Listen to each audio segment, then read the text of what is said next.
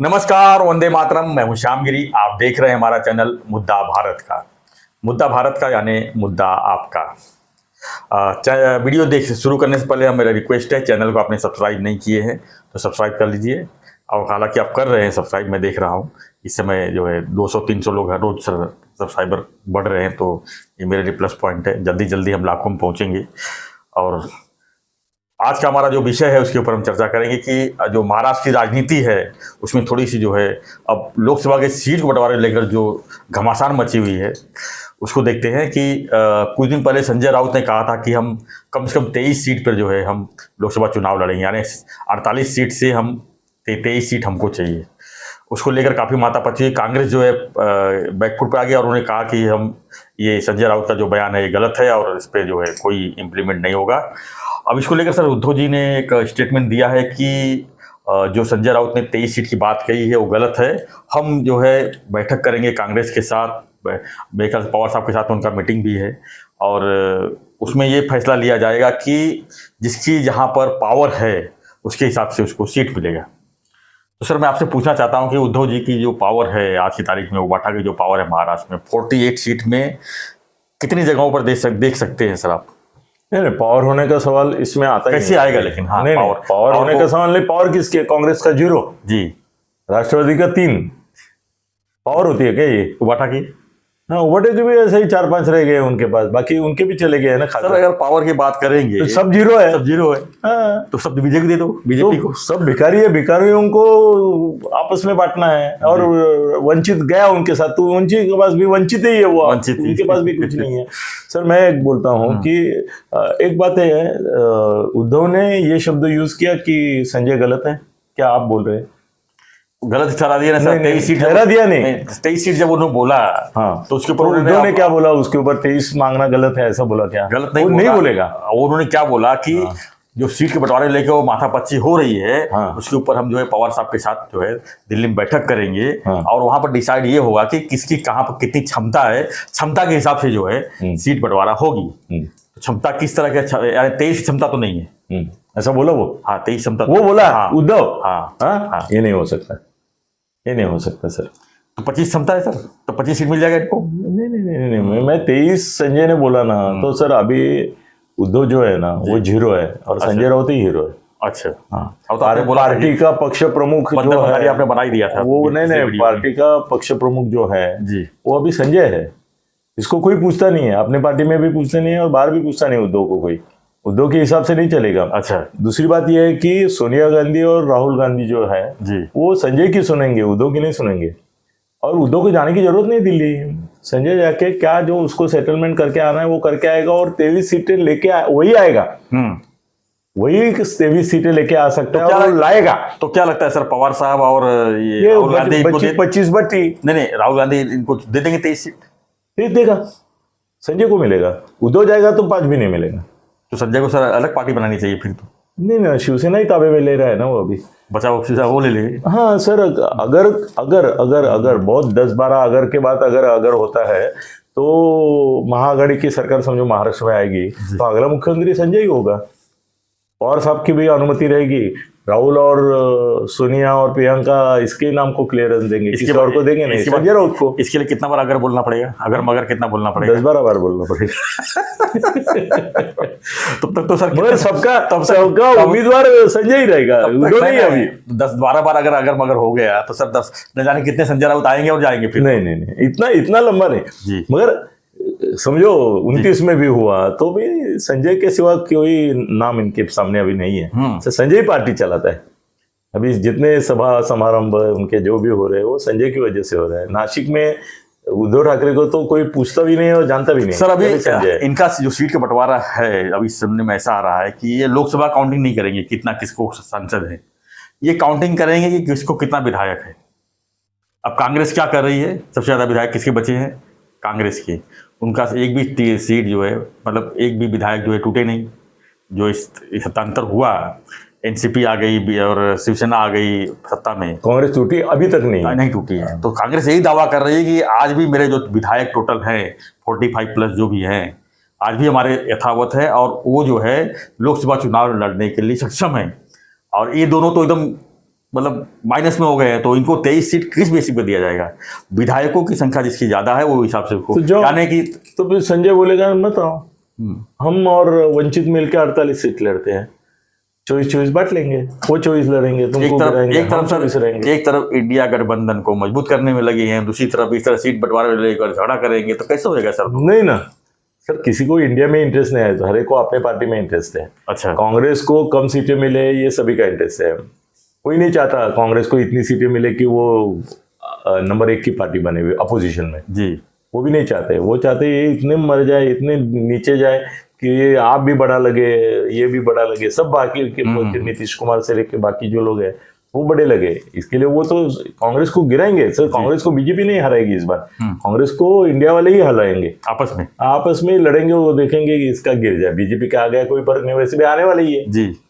300 मिले क्या और 400 मिले क्या, आने वाले तो है ही।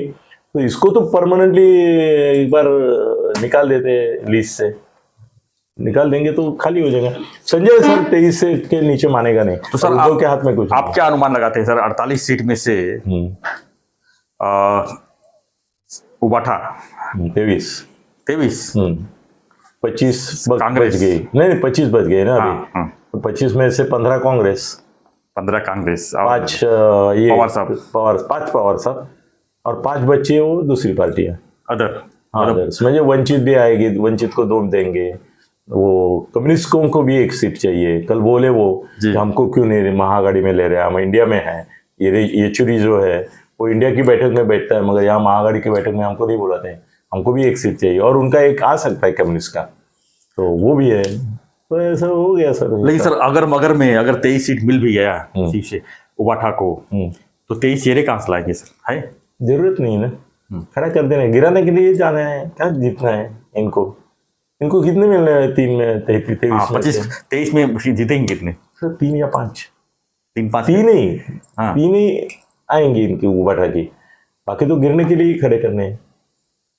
5 से ज्यादा किसी अब लिख के रखो, 5 से ज्यादा सीट नहीं मिलेगी इनको टोटल मिला के मतलब कांग्रेस नहीं इसको उबाठा को बड़ा 5 मिलेगा, 3 ही मिलेंगी, मगर ज्यादा मेहरबान हुए और हमने यहाँ गदेगिरी की इन लोगों ने, तो अजीत दादा और शिंदे की फूटेगी, भाजपा की नहीं फूटेगी। तो 3 या 5, 3 कांग्रेस पकड़ो, 3 कांग्रेस को 5 खाता खुलेगा कांग्रेस का। हाँ, 5 आएगी उनको, 5-3 8, और पवार साहब का 2 सर, तो 10 हो जाएगा फिर। हाँ, तो इनका 38 हो जाएगा, 38। हाँ, 42 से इतना तो नामुश्किल किया ही है ना इन्होंने भी, बीजेपी ने भी नालायकपना कम नहीं किया है ना। इतना तो फटका उनको बैठना भी चाहिए। 42 का 45 हो जाएगा तो उन्मत्त हो जाएंगे, फिर विधानसभा में तो और लफड़े करेंगे। उससे अच्छा उनका भी थोड़ा कम हो गए तो लोग भी खुश रहेंगे। सर एक सीट मैं चर्चा करूंगा थोड़ा सा एक्स्ट्रा में, थाना सीट के बारे में क्या कहेंगे आप? थाना शिंदे लेंगे, शिंदे सब लेंगे थाना, 100% नहीं देंगे। वो संजय नाइक इधर उधर पोस्टर लगा रहा है, वो देख के मैं कपाल पे हाथ मार रहा हूँ कि अरे बाबा फुकट पैसा कैसे लगा लो। तो किसी भी, हाँ, संजय नाइक के पोस्टर लगे ना, लगे, वो सोचता है कि मेरे को ये जगह मिलेगी। वो भाजपा को ठाणे उनकी राजधानी है शिंदे साहब की, यहाँ पे शिंदे साहब का ही उम्मीदवार होगा, कल्याण डोंबिवली और थाना। तो ये तो थाना और ये छोड़ेंगे नहीं, यहाँ खासदार आएगा बीजेपी का। तो अभी कल्याण में वो रविंद्र चौहान और कल्याण के बीजेपी वाले कितना छलावा करते हैं अपने श्रीकांत का, छलते हैं उसको, तकलीफ देते हैं, मेंटल टॉर्चर करते हैं उसका। श्रीकांत तो अंदर से तड़पता होगा मगर बाहर से बोल नहीं सकता। हाँ ठीक है। राजन बिचारे के बारे में क्या कहेंगे आप? तो नहीं, डिपॉजिट बचेगा तो सर बड़ी बात होगी उसकी, डिपॉजिट बचना चाहिए। मतलब आप मानते हैं दोनों बार जो है मोदी लहर में जीत के आए थे? हाँ सर, मैंने उसको वोट दिया। अभी और क्या, मतलब जिंदगी में उसको कभी वोट नहीं देता, मगर दिया ना उसको, मोदी के लिए दिया। अभी तो मोदी है नहीं फैक्टर उसके पास, तो उसको कौन वोट देगा? डिपॉजिट बचा है तो भी बहुत कुछ हो गए। मनसे का उम्मीदवार आएगा इधर। मनसे का? अच्छा, काटने के लिए मनसे सर 48 में कम से कम 15 सीट तो लड़ाएगी। मगर वो जहाँ जहाँ शिवसेना स्ट्रांग रहा। नहीं, वो डिसाइड करेंगे बीजेपी के नेता। जी। वो डिसाइड करेंगे कि भाई इनको कहाँ लड़ाना है। फंडिंग उनका ही तो रहेगा। वो तो अभी सब एक साथ पैकेज होता है वो। अच्छा। हाँ, तो पैकेज एक में एक आ जाता है। तो थाना में तो सर, थाना का उनका उम्मीदवार भी ऑलमोस्ट निश्चित है, नाम मत लेना, क्योंकि आपको मोह होता है, मेरे को भी मोह होता है। बाद में वो बोलते हैं कि आप बीजेपी का नहीं, शिवसेना, शिंदे साहब 100% शिवसेना। तो नाम भी बता दीजिए, एक दो नाम बता दीजिए। नहीं ऐसा नहीं, 3 नाम बता दीजिए सर। वो तीन में से हो सके ऐसा ना, मैं फिर ब्रीच ऑफ ट्रस्ट होगा। अगर मैंने 3 नाम लिए तो वो भी गलत है, क्योंकि शिंदे साहब को वो जाके बोलेंगे कि सर 3 नाम लिए, एक ही नाम लिया तो फाइनल ही हो गया ना फिर। नहीं लगना, मगर है फाइनल, तैयारी पूरी है। नहीं, पूरा फाइनल हो गया है। और बीजेपी वालों ने भी मान दिया है कि थाना उनकी राजधानी है, उनको यहाँ पे तकलीफ देने वाला नहीं चाहिए। और सर, संजय गिरकर थोड़ा सा आमदार है, मगर फिर भी रोज किट करता है। महापालिका में भ्रष्टाचार बोलता है, यहाँ ये हुआ वो हुआ। सर देखो, महाराष्ट्र में कम से कम 10,000 जगह रेव पार्टी हुई होगी जी। छापा किधर पड़ा है? थाना में। क्यों? मुख्यमंत्री को बदनाम करने के लिए। इसके पीछे बहुत बड़ा राज रहता है सर। ये किसने करवाया होगा? क्यों करवाया होगा? क्योंकि बातमी ये बनी ना, जैसे नागपुर में कुछ भी होता था तो फडणवीस को बदनाम करते थे, वैसे एकनाथ शिंदे जी को बदनाम करने के लिए ये रेव पार्टी का ये हुआ। और वो क्या 95 लोगों को पकड़ा, उनको बोला बेटा फिर से नहीं करने का। हाँ, समुपदेशन नहीं करने का। हाँ, क्या गए ऑर्गेनाइजर जेल में। वो ठीक है, वो अभी महीना 15 दिन में बाहर आएंगे पार्टी आयोजित करने का। वो ड्रग वाले रहेंगे, वो रहेंगे अंदर। जी जी।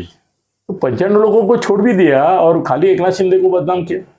ये देखो रेव पार्टी किधर होती है, शिंदे साहब के घर से 2 किलोमीटर दूर। 4 किलोमीटर दूर। तो मुख्यमंत्री को बदनाम करने की वो साजिश थी, वो रेव पार्टी का पकड़ना। सर जरा दूसरी तरह से सोचना शुरू करो, क्या क्या हो रहा है शिंदे साहब के खिलाफ। ये सर क्राइम में थाने डिस्ट्रिक्ट के भी आंकड़े जानबूझकर देते हैं दिखाने के लिए। अनधिकृत बांधकामाचे पेव फुटले ठाण्यात आणि कल्याण डोंबिवली, कारण वो श्रीकांत जी का आहे। म्हणजे दुनियाभर तिकडे तिकडे फुटले ते नाही दिसत तुला, हेच दिसतं का? तो बदनामी की साजिश है जानबूझकर। कौन कर रहा है सर राजी से? ऑफकोर्स बीजेपी के लोग। हाँ क्या? हाँ ठीक है सर। तो हमारा चर्चा तो ये था कि जो लोकसभा सीट को लेके जो घमासान। सर अभी संजय जो डिसाइड करेगा वो होगा। उद्धव ठाकरे लेकर खासकर जो है, उद्धव अभी रिप्लेस हो गया। हाँ, उद्धव अभी खाली ब्रांड एम्बेसडर है शिवसेना का। ब्रांड तो ये है संजय राउत।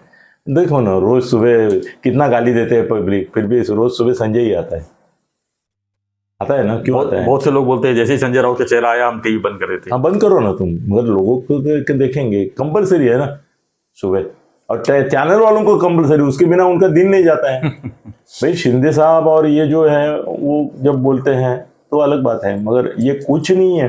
फिर भी नंबर 1 है मीडिया में, और नेशनल है। 350 चैनल दिखाते हैं उसको।